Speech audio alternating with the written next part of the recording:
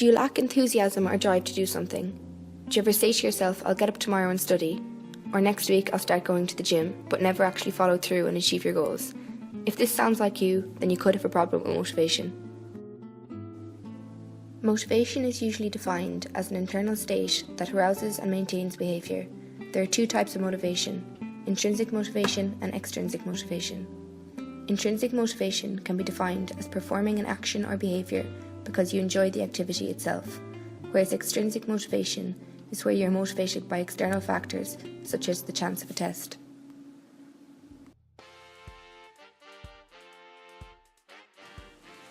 Because we will be teaching in secondary schools, we will define young people as being between the ages of 12 and 18.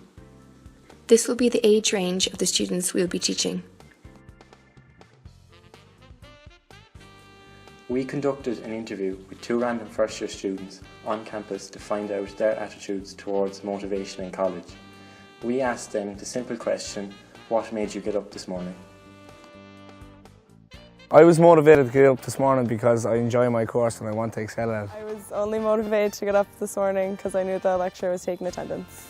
As we can see, the 2 students had 2 different reasons to get up for college. One was motivated and got up because they enjoyed their course. The other, although still motivated, only got up because the lecturer was taking attendance.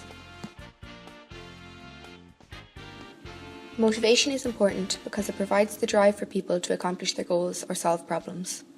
Motivation is generally what encourages, maintains and controls students' behaviour. When you are motivated, you are focused and more determined to achieve your goals. These goals don't necessarily appear to be easy, but you are prepared to do whatever it takes to achieve your goal, regardless of what challenge that poses. Teachers use a variety of methods to try to motivate their students. However, some are proven to be more effective than others. Some good examples of motivation in the classroom include becoming a role model for your students. If you teach the class with energy and enthusiasm, your passion can motivate your students.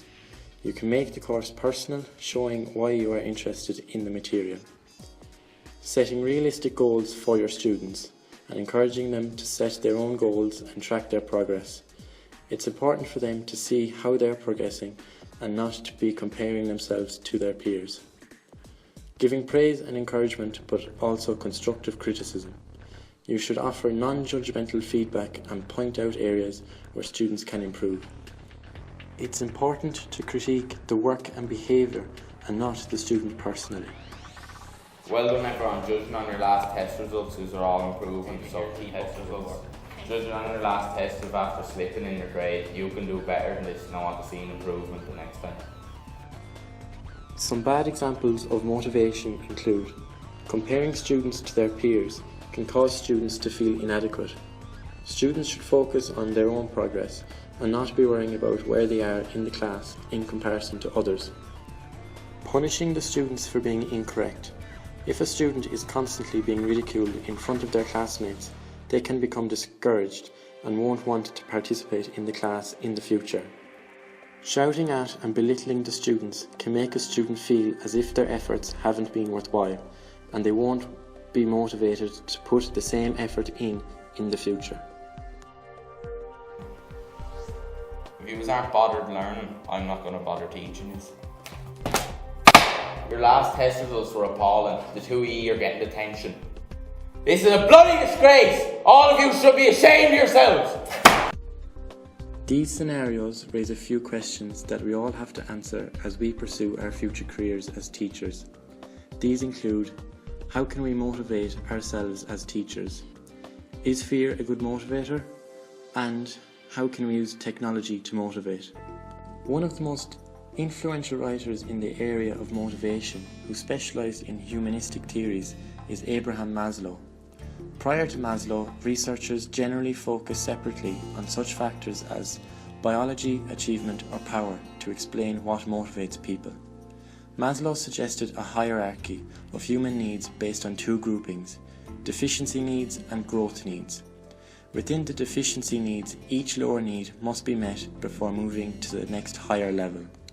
The first 4 levels are physiological needs, hunger, thirst, bodily comforts, safety and security needs, belongingness and love needs, the need to affiliate with others and to be accepted. Esteem needs, to achieve, be competent, gain approval and recognition. Maslow theorized that a person can only move on to the growth needs when the deficiency needs have been met. Maslow's initial idea included only one growth need, self-actualization. However, he later split this into 4 different levels. The growth needs in this revised format are cognitive needs, to know, to understand and explore. Aesthetic needs, symmetry, order and beauty.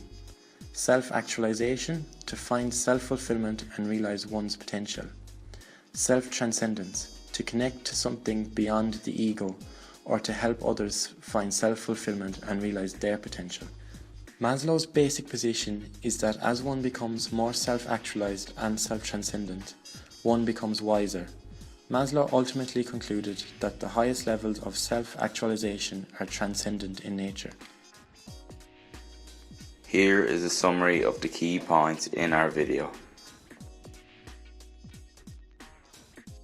Listed on screen is a number of references we used while making our video. Thanks for watching our video. We hope you enjoyed it.